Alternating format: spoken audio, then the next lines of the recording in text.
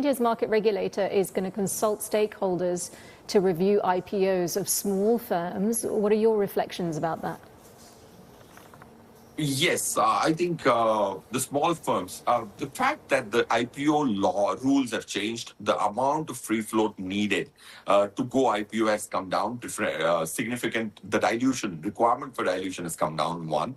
Second, I think India has a very sweet spot. I would say any company which is almost a $250 million should look at an IPO, and that's what Indian promoters are doing. I was in an event where there were almost 200 top private families who run businesses who are looking at listing or private equity, and most people are gravitating towards the public life of listing rather than private equity. That was a huge shift I saw over the last 5-7 years in the Indian promoter mindset, which are either our clients or Indian families who own businesses who need to dilute. So I personally think SEBI promoting smaller businesses to get listed will create a larger tail of good businesses which are low.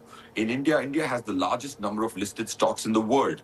But the unfortunate part is there are two sides to the story. There's one side of businesses which are absorbing a large amount of capital. There are other businesses which are grappling for it. I think this whole two ends will meet somewhere in the next 4 years.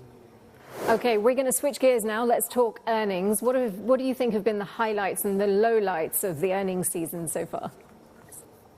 See, I personally think when it comes to earnings, India's second quarter earnings, if you look at 28, 29 Nifty companies which have finished their earnings, have grew just about 4% year on year, same quarter, point one. Point two, how we look at each quarter is what is the odds that the year target will be met.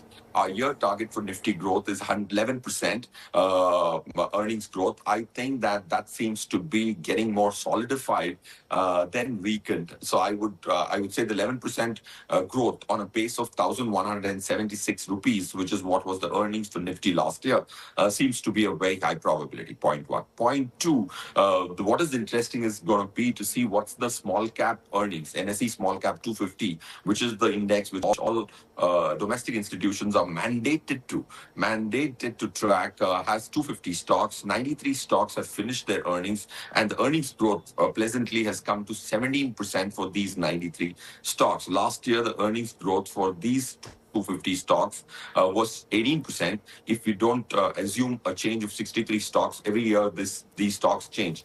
If I keep a constant constituent model to evaluate the last year earnings, it was 17%.